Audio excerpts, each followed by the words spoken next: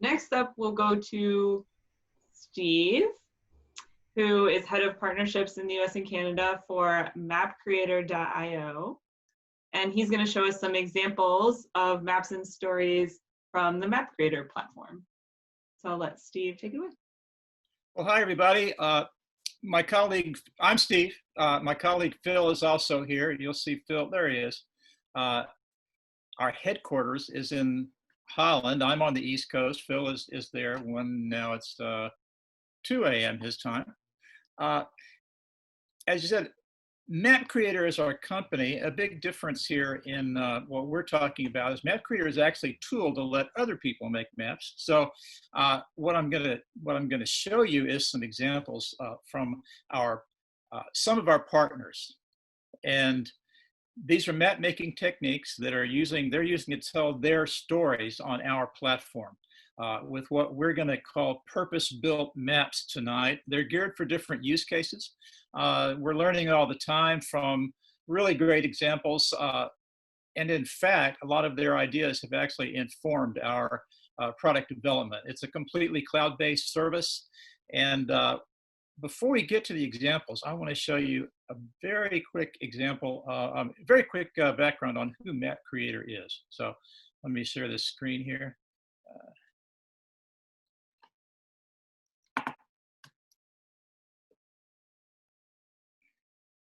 So Mapcreator is here. This is in the Netherlands, quite obvious, right?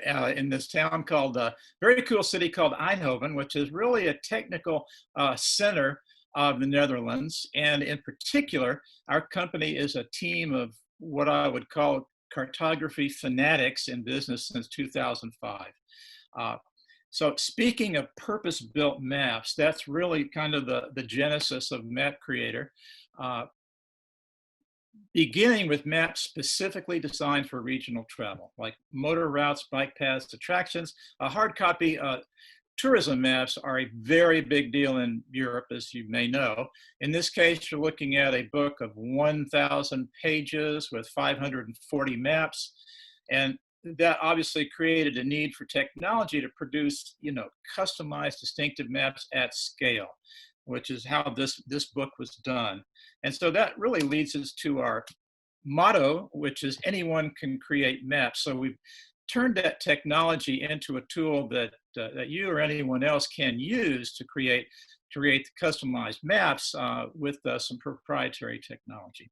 So to get on with our examples here, it can be more than just making a map. I mean, it's a feature-rich tool and so on, but in making a map, you really want to think about how your maps are going to guide the viewer through the story that you want to tell and keep their focus on what's important. So a couple ideas that you'll hear from me tonight are, one, the idea of less is more, and also using the right map features for the right situation. So our examples are going to be from news publishers, mostly tonight, but the ideas can apply a lot more widely. We see the same application of concepts in travel, real estate, and government, and elsewhere.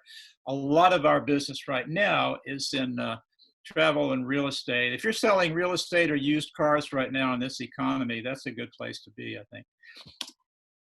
So let's start with this example. It happens to be from the Post. They're using a map that was created in our system, but they're combining it with other elements. While the map anchors the story and gives context, they've added other illustrations and text, which gives them a very dense presentation of information. So what we've learned is that you can apply, this technique is applied in virtually all production environments that we see on the commercial level, showing property locations in real estate and so on, print, digital news services. Interestingly, we found that the tool of choice in almost every one of these situations is Adobe Illustrator to add these finishing touches. So as a result, we've learned that Illustrator compatibility for our output with our vector files is very important. So we pay a lot of attention to that. So let's get down to how people are branding their particular map looks, not only to their corporate style and identity, but to really create a style of presenting compelling information in a very simple and straightforward way. So this is Associated Press, as you can see. They have a very refined and familiar style.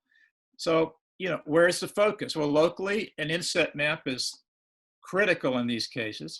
And they spend a lot of time condensing facts into a very concise, text box here. So what we have also seen across the board is that no matter the current capabilities of interactive maps, even the biggest organizations still love a static map for the most impact and readability. So again, less is more. Let's take that a step further. So the fire data here in Australia, the imported fire data is obviously the focus, but you need the map to kind of frame it. But again, they've taken almost every distracting element out of the map. So no matter how many bells and whistles you have, sometimes it's a reductive process, which leads to a lot more clarity. So how far can you take that? Well, this is a German publication that is using this as an interactive way, but as you can see, they basically have two colors on their map. This is partly to match their overall branding, but also it just keeps things very simple. It guides the viewer to the essential information that's on the map. They want to look at this content, the metadata, and not get lost in all the details of the map. Let's go the other direction. So in this case, the map is a big part of the story. For a travel map, you could select the terrain option like in Google Maps, but it's even better if you can use elevation data and actually use it to create contour shading, which is what we do. So you get a real sense of the elevation in the map. And in this case, they've also reduced the text by using numbered icons that they can relate to a legend on the side. And it keeps the map a little simpler, and so that the background can also be an important part of the story. Here's an example of very, very well thought out branding, I think. And your eye naturally follows the story that's on this map to that area that's in Yunnan province. Which is also keyed to the color scheme, the color palette that they use in their business. So, it's the Financial Times, but this applies. We have realtors who do the same thing. And again, you need the surrounding countries for the geographic context, but they're grayed out. So your eye goes where they want you to go. It's a real key way of kind of helping to guide the viewer to see the story that you want to tell. Let's take that to an extreme. Also produced with our tool, but virtually everything is gone. And the idea here is that this map was done with the narration. In this case, it was a news presenter.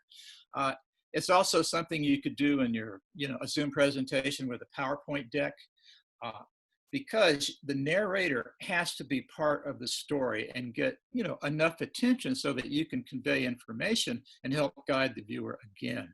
So otherwise, if you have all of your detail in the graphic, all of your, dense detail in the maps, people are just going to start reading all that stuff, and they're not going to pay attention to you. So that's another use case we found that people have really done, and part of the tool selection process, or the layer selection process in our tool, is you can selectively take them out. You wouldn't want to use this on a news page, obviously, as a standalone graphic, because that's just a different use case completely. So one last example here. This is obviously an animation. We're pulling Johns Hopkins data via their API for a very rapid update of COVID statistics. And as you see, you can toggle between the confirmed cases and the deaths.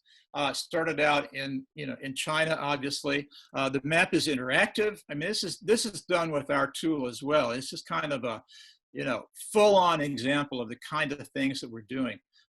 You have tilt, perspective, rotation. And as you see on the left, this is a very popular concept with the bar chart race, where the countries are actually changing positions as their numbers change. And of course, US zoomed to the top of that list fairly quickly this year. So this is an example of really advanced features, also done in the right context for the right circumstance. So I think I've used up my 5 minutes here. I hope we were able to give you an idea of some techniques that work for different kinds of uses. And I guess the lesson here is to probably, choose your map options wisely to fit your story. So Paul and Tom, thanks again. We'd love to get connected. You see our email there. Phil is still in chat, say hi. And a shameless plug here, if you were to go to Mapcreator.io, you can try out the tool. There's no charge for that. You can try out, you can log in and try out, play with all the features of Mapcreator. So with that, I'm going to try to stop sharing here.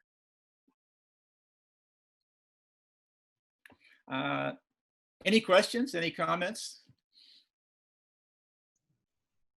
Hey, Steve, This is Dave Simon. I'm just wondering if you could give an example of how realtors would use this tool. Oh, exactly. I meant to include an image for you guys tonight. So realtors, Phil's laughing because he told me I should have done it. What realtors do, of course, they're print heavy, as you know. And we work in the commercial realty space because those guys are constantly needing to show a number of properties and where they are in context with the city and with neighborhoods. And so what they will do, usually two things. They will put a lot of those numbered icons on a map relating to properties, and then they put a description of the property in a legend on the map. The maps are typically a little more detailed because you need the street level data. By the way, we use OSM for our data. And they will also look for 300 DPI output, on the print side so that they get a very high quality output image. And that is primarily what they do. They will invariably also use, logos for the name of, say, it's a corporate tower with a specific name, and they'll apply those as a kind of a post-production thing because, they use a lot of proprietary graphics, that kind of thing. So they'll take it into Illustrator, in many cases, kind of put some finishing touches on it and publish it from there.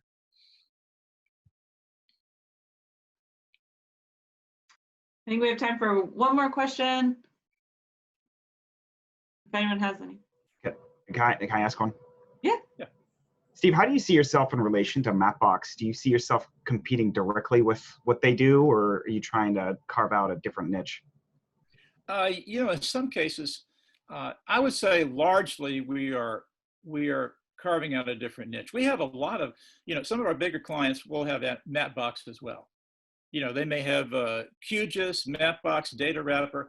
What we do is we fit into an environment where, someone who's not necessarily a cartographer or even a trained designer can just make a map.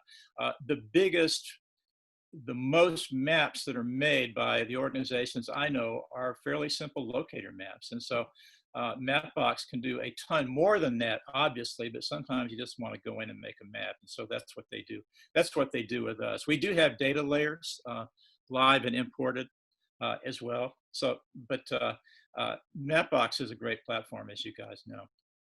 And normally it's not an either or case. They're either looking for a very cost-effective solution, which is what we do, or they're big enough where they just want to have the right tools in their toolbox. Cool. That's it. Thank you so much. Well, thank you. I appreciate the opportunity there, Paul and Tom.